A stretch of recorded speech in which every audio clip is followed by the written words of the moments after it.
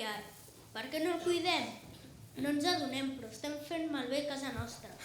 On dormiria? On jugaria? On riuria? On aniríem a l'escola?